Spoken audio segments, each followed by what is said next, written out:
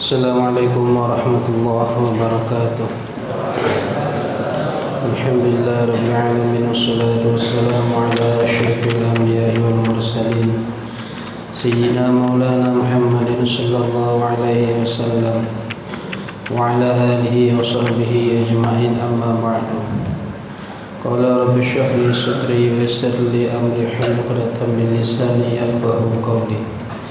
Inna asdaqal hadithi kitabullah wa khairal hadi hadi sayyidina Muhammadin sallallahu alaihi wasallam wa syarrul umuri muhdatsatuha wa kullu bid'atin dhalalah wa kullu dhalalatin finnar.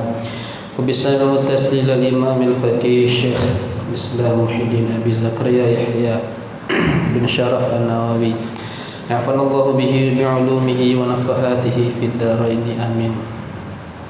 Bismillahirrahmanirrahim.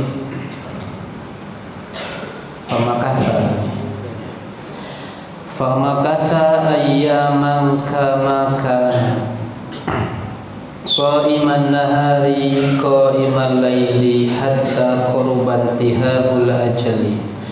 Famakatha, lalu tinggal ia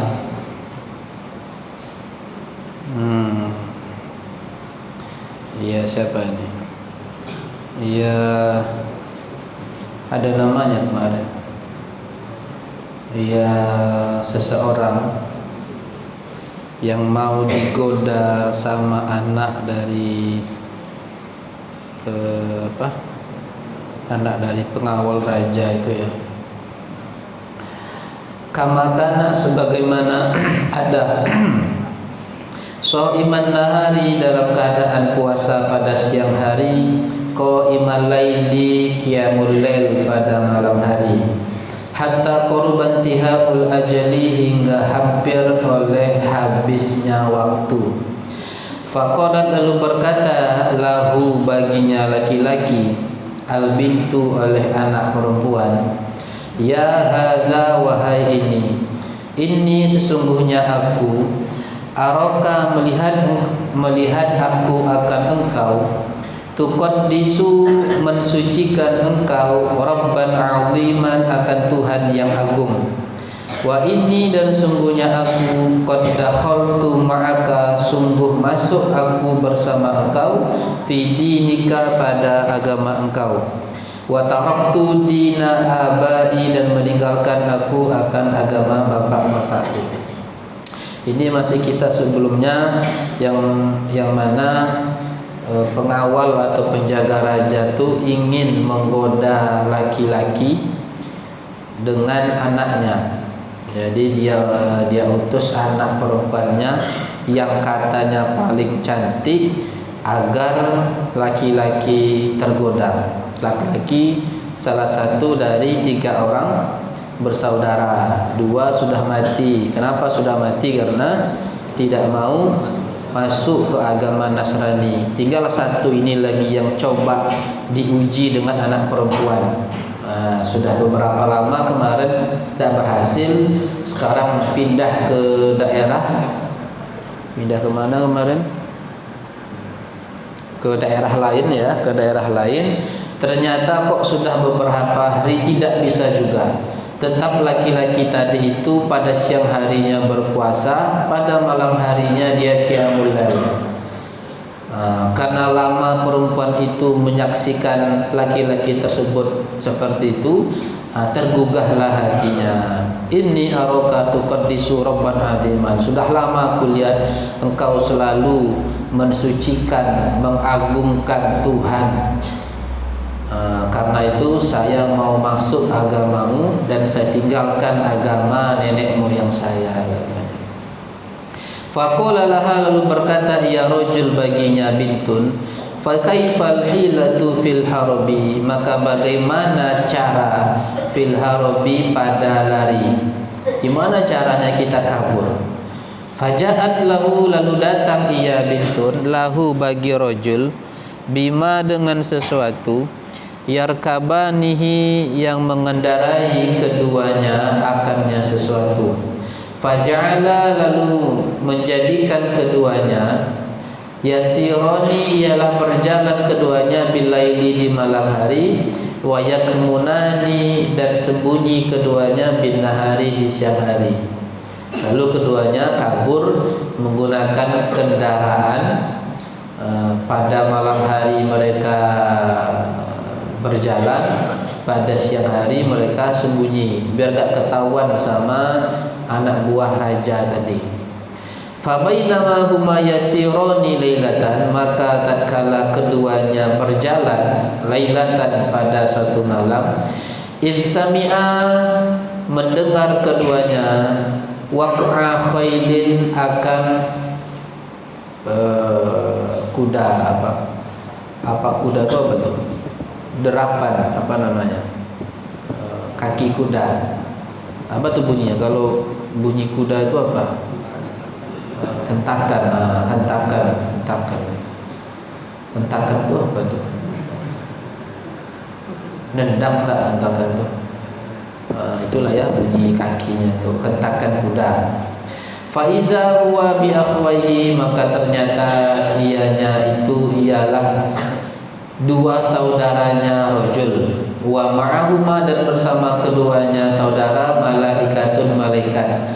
Fasallama lalu mengucapkan salam ia rajul alaihima atas keduanya, wa sa'alahuma dan bertanya ia rajul akan keduanya an halihima dari keadaan keduanya. Jadi suatu ketika mereka berjalan di malam hari, terdengarlah suara kaki kuda. Ternyata yang naik kuda itu adalah dua saudaranya tadi yang sudah meninggal. Dan juga bukan hanya dua saudara, juga ada beberapa orang malaikat. Nah, ditanyalah sama rajul tadi, diucapkan salam, assalamualaikum. Lalu nanya, gimana keadaan kalian? Karena tadi udah wafat. Faqala lalu berkata keduanya, makanan illa sakatatu allati ra'aitaha, tidak ada kecuali jatuh allati ra'aitaha yang melihat engkau akannya sakatah, hatta kharajna ilal firdausi, hingga keluar kami ke surga Firdaus. Jadi ditanya, gimana keadaanmu? Dijawab sama dua orang saudara itu, yang kami rasakan hanyalah jatuh, karena kemarin mereka itu dijatuhkan di mana kemarin tuh, di kuali yang berisi minyak panas. Nah, jadi kata dua orang ini, kami tidak rasakan apa-apa, yang kami rasakan hanyalah jatuh ke dalam kuali itu, tiba-tiba pas bangun udah nyampe surga katanya. Coba gitu bisa juga mungkin kan, jatuh dari masjid, jatuh tiba-tiba bangun di rumah sakit. Belum sampai ke surga rupanya ya. Wa innallaha, dan sungguhnya Allah arsalna ilaika, mengutus ya Allah akan kami, arsalana berarti ya, arsalana mengutus ya Allah akan kami, ilaika kepada engkau, linushhida tazawwujaka bihadhil fatati, agar menyaksikan kami akan pernikahan engkau dengan pemudi ini. Fazawwajuhu, lalu menikahkan mereka akannya rajul, iyaha akannya fatah, wa raja'u dan kembali mereka, wa dhahaba huwa dan pergi ia rajul ila biladis syami ke negeri Syam, fa aqama biha lalu tinggal ia rajul dengannya perempuan. Jadi datang saudaranya kedua yang udah mati itu, katanya apa?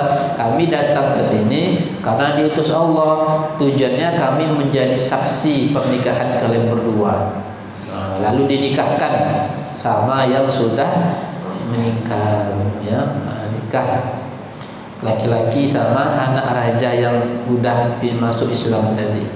Lalu mereka pergi ke negeri Syam dan tinggal di sana. Panjang ceritanya ya. Wali kitabihi, apa nih nyambung ini?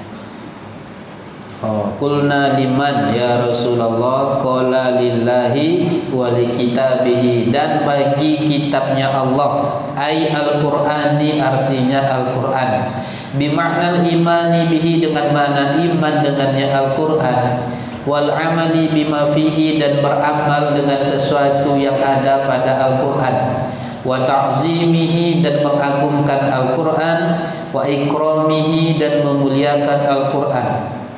Fayahrubu. Jadi apa maksudnya nasihat bagi Al-Quran? Maksudnya kita beriman dengan Al-Quran, bahwa Al-Quran itu adalah kalamullah. Yang kedua, kita mengamalkan apa yang ada di dalamnya. Bukan hanya itu, tapi juga mengagungkan Al-Quran dan memuliakan Al-Quran. Fayahrumu muddur rijli, maka haram oleh memanjangkan kaki ilal mushafi, kepada mushaf. Illam yakun murtafian, jika tidak ada ia mushaf ialah di tempat tinggi.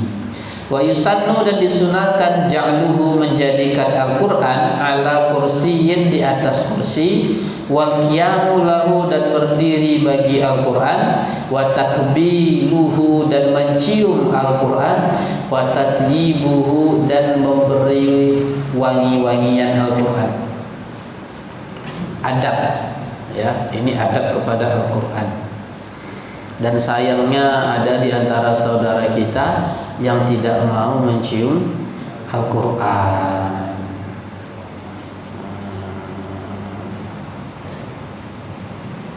Kalian mencium Al-Quran kemarin? Oh iya, pas tampil tuh kan, itu lebay itu. Itu karena disorot syuting aja itu. Mantap. Ngapa saat mencium Al-Quran? Kenapa? Isinya apa Quran itu? Kalamullah, ucapan siapa itu? Ucapan Allah, bukan ucapan presiden, bukan ucapan ulama. Allah, kita menghormati, mentakzimi, kita cium. Pertanyaannya, masa karena kita memuliakan firman Allah kita masuk neraka? Ada kita melakukan maksiat? Maksiat apa yang kita lakukan? Mencium Quran. Jangan Quran lagi, kalian entah foto-foto siapa dicium, foto setan dicium. Ini Quran nih kita cium. Masa ia bisa dihukumi masuk neraka? Ini cerita ya, beberapa hari yang lalu saya dapat kisah salah seorang ustadz di sini, bukan di sini ya, di Riau maksudnya, di Pekanbaru. Beliau hijrah, pindah lah. Kenapa pindah? Karena beliau pernah diskusi sama halakoh kelompok beliau, ya, nggak usah disebut kelompok ya, kelompok aja, kelompok beliau.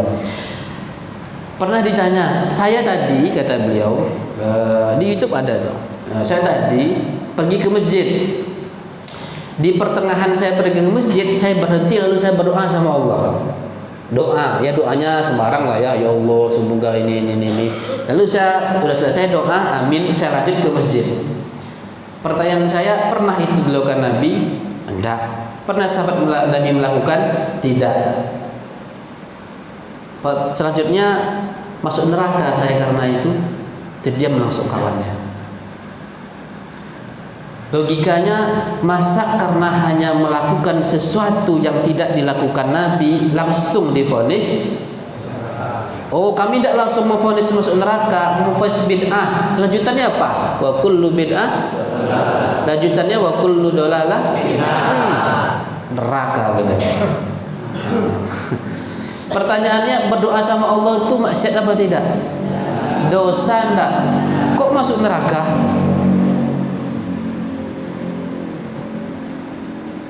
Jadi kadang saya kasihan, ya Allah, gimana lah saudara saya itu, ya, kolil ilmunya, ya. Kita harus merujuk Quran, harus merujuk. Pertanyaannya, sanggupkah kita langsung merujuk ke Quran? Saya saat levelnya sudah mepet ke Imam Syafi'i, Ustaz. Imam Syafi'i ini saya nih, Ustaz, dikit lagi terpacu, Ustaz.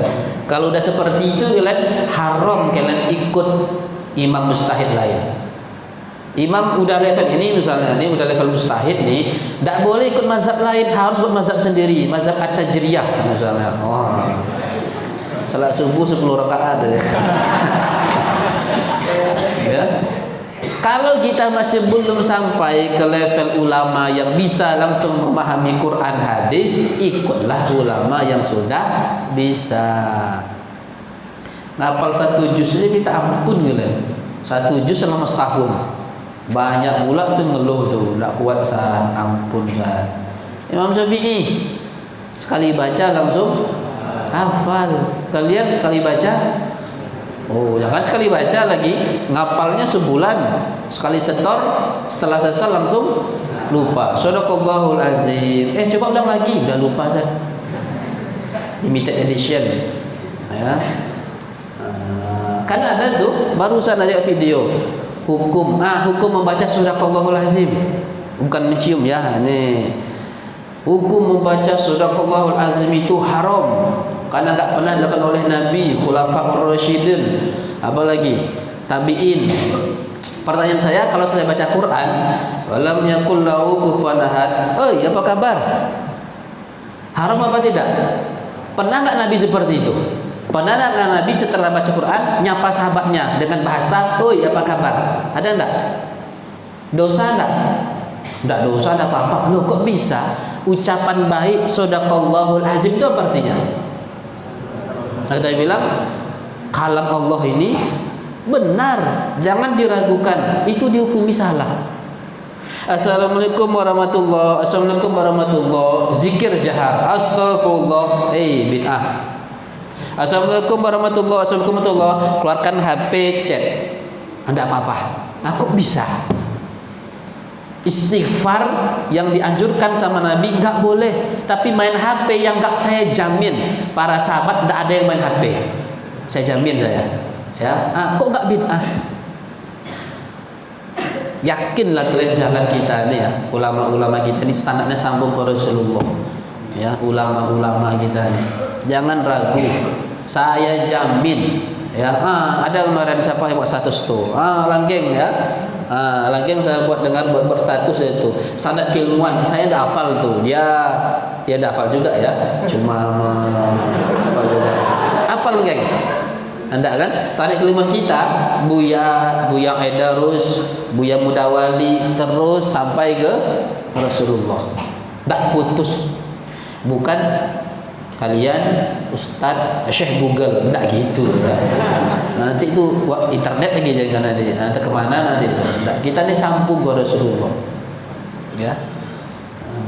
Guru sama, guru kita di sini di Sumatera, di Jawa itu sama. Di Jawa ini ada info ya. Saya ada beberapa baca status tadi sebelum ke sini. Tahu Kiai Maimun Zubar? Tahu. Beliau kuburannya di Mekah karena beliau wafat ketika umrah kalau tidak salah, umrah apa haji, umrah kalau tidak salah ya, antara umrah atau haji lah beliau wafat.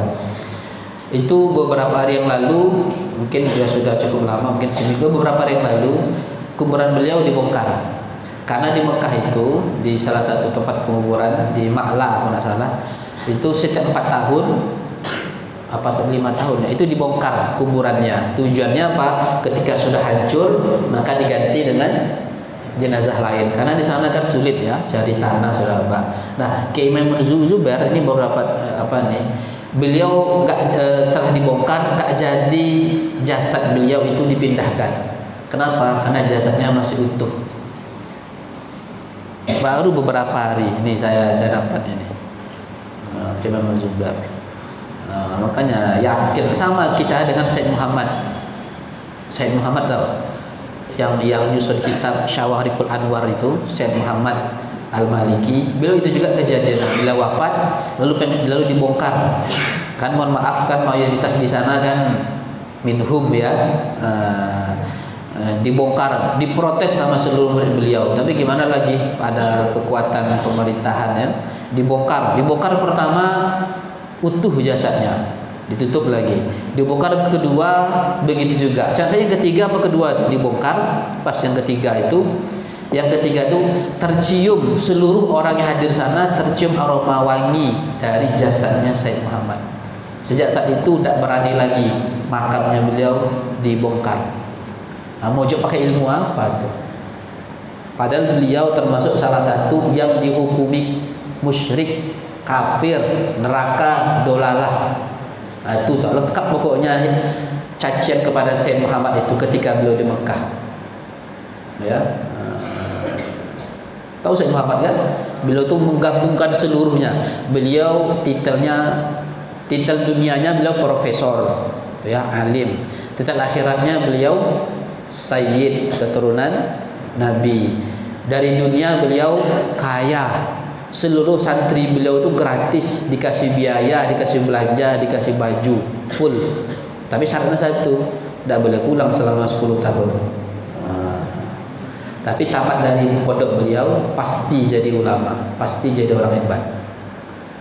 Bisa kalian di sini selama 5 tahun kalian tidak boleh pulang sama sekali, apapun alasannya. Dikasih biaya, mau kalian? Mau enggak? Nah, siapa yang bilang mau tadi itu? Tengoklah. Nah, siapa tadi itu? Nah, itu Sayyid Muhammad ya. Jadi insyaallah kita ni yakin. Ya, berarti Ustaz menolak hadis itu Ustaz? Enggak, benar. Saya baca tiap hari kok, tiap kali kullu. Pertanyaannya apakah itu tetap pada amnya? Am itu ada 3. Ada am yuradu bihil umum, ada am yuradu bihil khusus, ada al-amul maksus. Ini am yang mana? Usul fikih itu bisa. Jadi nggak bisa kita ambil mentah-mentah. Ada hadis ini kita fahami, kita praktekkan. Tidak. Kayak zikir jahar. Pernah nggak para sahabat zikir jahar? Pernah. Ada kisahnya sahabat lewat di luar masjid, terdengar orang di masjid itu sedang baca zikir. Kira-kira kalau orang di luar masjid dengar yang di dalam baca zikir, itu sir apa jahar itu? Dengar tak kira-kira di luar masjid? Enggak, pasti jahar. Apalagi Sayyidina Umar. Umar itu kan kalau keras suaranya biar setan takut gitu. Kalian perlu tuh kalau kalian kayaknya sering diganggu, tidak betah, teriak baca Quran, ya, biar setannya lari. Ini jelas nih ya, sunnah takbil mencium Al-Quran. Kita mencium bukan karena ini Tuhan kita, enggak, tapi apa isinya. Kayak inilah kitabnya apa nih, berapa harganya? Ini mahal ya. Itu murah. Ini mahal. Ini cetakan Sultan nih. Ya, ini mahal. Ya, itu berapa? Intinya ya enggak penting lah. Tapi isinya apa? Isinya kalam Nabi, hadis Nabi. Yang kita muliakan bukan kitab, tapi kita muliakan isinya. Ini adalah isi ucapan dari Nabi saya, ucapan dari para ulama, ucapan dari Imam An-Nawawi yang bahkan tak sempat nikah karena ilmu agama. Dikisahkan kemarin beliau makan cuma sekali sehari, minum cuma sekali sehari. Tiap hari beliau puasa. Karyanya Masya Allah, ya, puluhan bahkan ratusan karyanya. Kita karya kalian apa? Merusak karya orang lain ya mungkin ya. Ya, jadi yakin ya. Jangan. Semoga tidak ada kisah seperti santri putri ya, yang pindah karena disuruh orang tuanya masuk minhum ya. Kasihan saya nengok, dia nggak mau ya. Yakin lah. Oh enggak, saya nggak percaya. Ayo diskusi. Wah, misalnya ada dengan tajri kan. Yang mana? Ahlus sunnah. Ya, kita ini ahlus sunnah wal jamaah. Ulama-ulama kita ini kealimannya sudah dipercaya. Tidak usah kalian ragu. Wah, mana lagi? Hukiya an ba'dihim wallahu a'lam bis-shawab. Subhanakallahumma wa bihamdika asyhadu an la ilaha illa anta astaghfiruka wa atubu ilaik. Assalamualaikum warahmatullahi wabarakatuh.